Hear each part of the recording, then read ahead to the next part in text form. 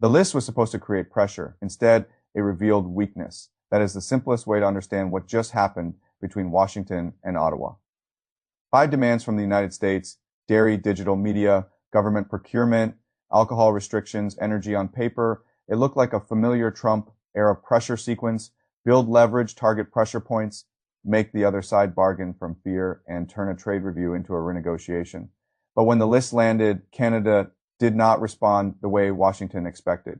Carney did not split the package. He did not soften the disagreement. He did not turn 1 or 2 demands into symbolic concessions just to keep the wider process moving.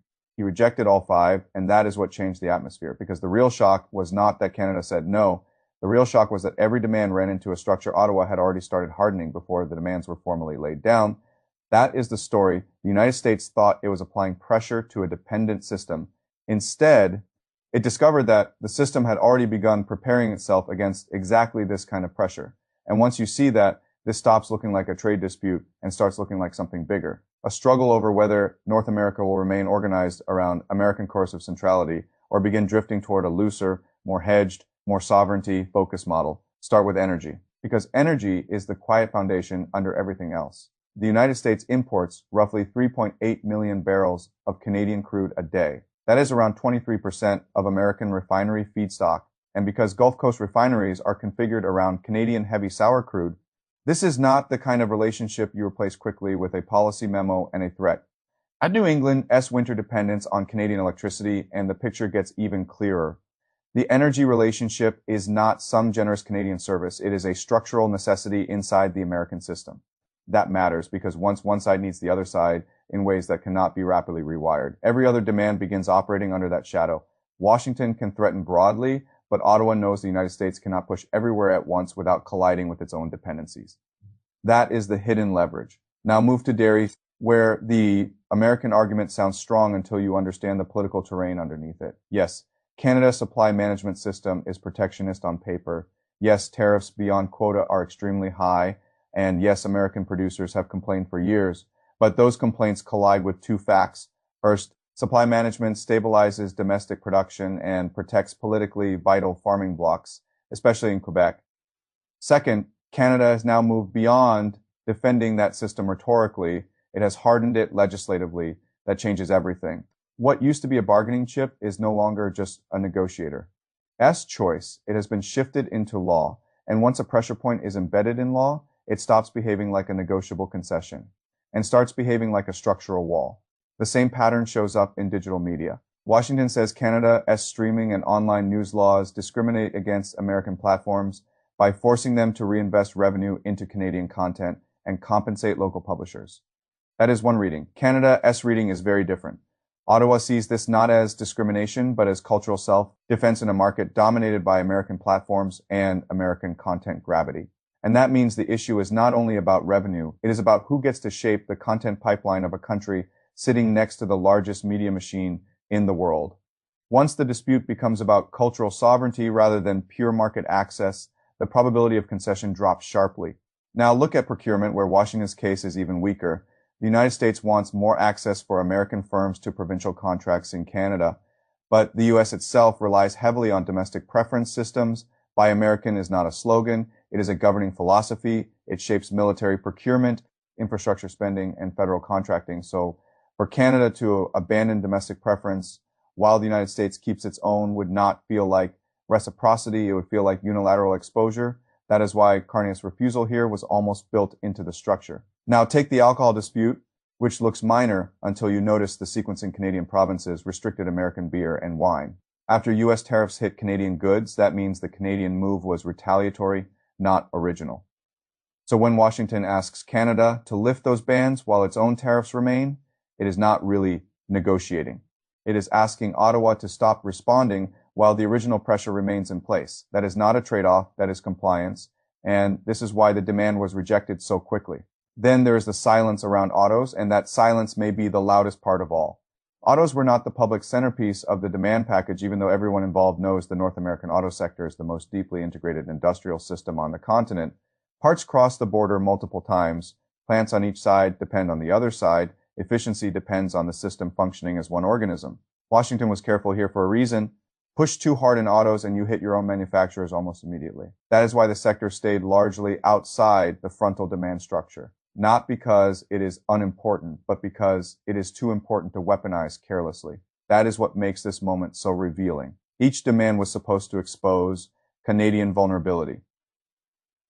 Instead, each one exposed American constraint. Dairy ran into law, digital media ran into sovereignty, procurement ran into hypocrisy, alcohol ran into sequence, autos ran into integration, energy ran into dependence.